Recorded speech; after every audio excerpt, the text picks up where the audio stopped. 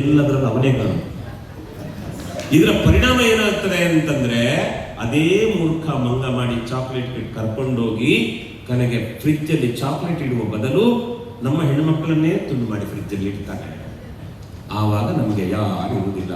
ಆದರೆ ಒಂದು ನೆನಪಿಟ್ಟುಕೊಳ್ಳಬೇಕು, ಒಂದು ಕ್ಷಣ ನಮ್ಮ ಬುದ್ಧಿಯ ನಿಯಂತ್ರಣವನ್ನು ಮರೆತು ನಾವು ತಗೊಳ್ಳುವ ಒಂದು ನಿರ್ಧಾರ ನಮ್ಮ ಅಪ್ಪ ಅಮ್ಮನ ಕಣ್ಣೀರಿಗೆ ಕಾರಣ ಆಗ್ತದೆ, ನಮ್ಮ ಬದುಕನ್ನು ಛಿದ್ರ ಮಾಡುತ್ತದೆ.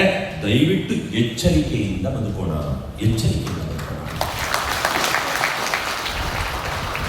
ಸ್ವಲ್ಪ ದೀರ್ಘವಾಗಿ ಮಾತಾಡಿದ್ದೇನೆ, ಕ್ಷಮೆ ಇರಲಿ. ಹೆಣ್ಣು ಮಕ್ಕಳನ್ನು ಅಮ್ಮ ಹೇಗೆ ಪ್ರೀತಿಸ್ತಾಳೆ ಅನ್ನೋದಕ್ಕೆ ಮೊನ್ನೆ ಕಂಡ ಒಂದು ಉದಾಹರಣೆ.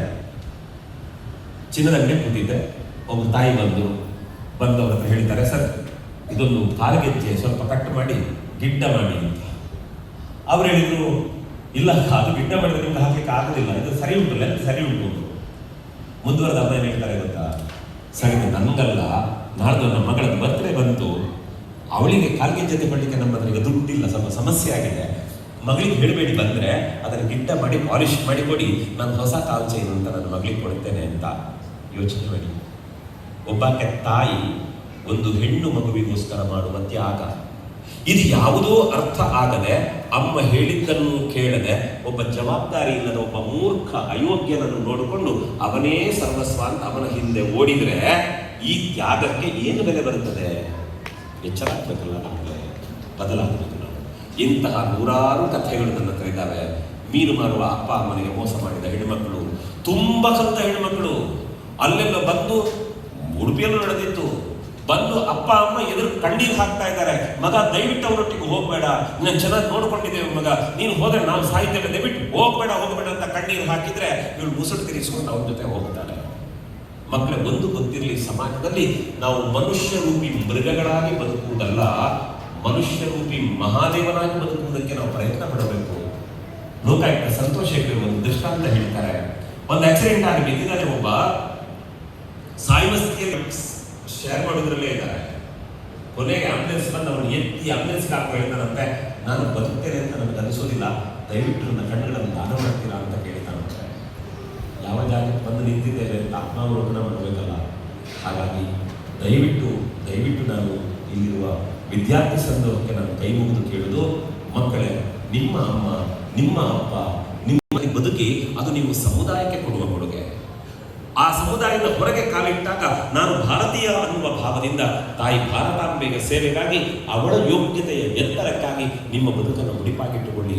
ಅದು ನಾವು ದೇಶಕ್ಕೆ ಕೊಡಬೇಕಾದ ಕೊಡುಗೆ. ಮಾಡಬೇಡಿ. ದೇಶ ಕಟ್ಟಬೇಕಾದ ಜವಾಬ್ದಾರಿ ಉಳ್ಳವರು ನೀವು. ಯಾರು ನಮ್ಮ ದೇಶದ ಯೋಗ್ಯತೆಯ ಬಗ್ಗೆ ಜಗತ್ತಿಗೆ ಹೇಳ್ತಾರೆ, ಇಡೀ ಜಗತ್ತಿನಲ್ಲಿ ಭಾರತ ಶ್ರೇಷ್ಠ ಆಗಬೇಕು ಅಂತ ಪ್ರಯತ್ನ ಪಡ್ತಾರೆ, ಅಂಥವ್ರಿಗೆ ವೋಟ್ ಹಾಕಿ, ಅದು ಬಿಟ್ಟರೆ ನನ್ನ ಭಾರತಕ್ಕೆ ಯೋಗ್ಯತೆ ಇಲ್ಲ ಅಂತ ಹೋಗಿ ಮಾತಾಡುವ ಮೂರ್ಖರಿಗೆ ಯಾಕೆ ವೋಟ್ ಹಾಕಬೇಕು? ನಾವು ಯೋಚನೆ ಮಾಡಬೇಕು.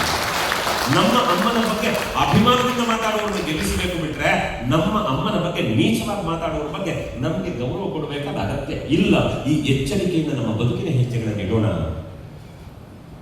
ಪೋಷಕರು ಮತ್ತು ಸಮಾಜದ ಎಲ್ಲ ಹಿರಿಯ ಗಣ್ಯಮಾನ್ಯರೇ ಗೊತ್ತಿರಲಿ, ಮಗು ಒಂದು ಸಣ್ಣಕ್ಕಿದ್ದಾಗ ಆಗ ಹೇಳಿದಾಗ ಅವಳ ಮಗು ಅಂತ ತೋರಿಸ್ತಾರೆ. ಅದೇ ಮಗುವನ್ನು ಅಪ್ಪ ನಿಧಾನಕ್ಕೆ ಎತ್ತಿಕೊಂಡು ತನ್ನ ಕಾಲುಗಳ ಮೇಲೆ ಮಗುವಿನ 2 ಪಾದವನ್ನಿಟ್ಟು ನಡಿಲಿಕ್ಕೆ ಕಲಿಸಿ ಅಂಗಳಕ್ಕೆ ಕರ್ಕೊಂಡು ಹೆಗಲ ಮೇಲೆ ಕೂರಿಸಿದ್ರೆ ಅವನ ಮಗಳು ಅಂತ ಹೇಳ್ತಾರೆ. ಆ ಮಗು ಮನೆಯ ಅಂಗಳ ದಾಟಿ ಹೊರಗೆ ಬಂದರೆ ಅವರ ಮನೆಯ ಮಗು ಅಂತ ತೋರಿಸ್ತಾರೆ. ಆ ಮಗು ಊರಿನಿಂದ ದಾಟಿ ಇನ್ನೊಂದು ಊರಿಗೆ ಓದ್ಲಿಕ್ಕೆ ಹೋದ್ರೆ ಆ ಊರಿನ ಮಗು ಅಂತ ತೋರಿಸ್ತಾರೆ. ದೇಶದ ಗಡಿ ದಾಟಿದ್ರೆ ರಾಜ್ಯ ದೇಶದ ಹೆಸರಿನಿಂದ ನಮ್ಮ ಮಕ್ಕಳನ್ನು ಗೌರವಿಸ್ತಾರೆ.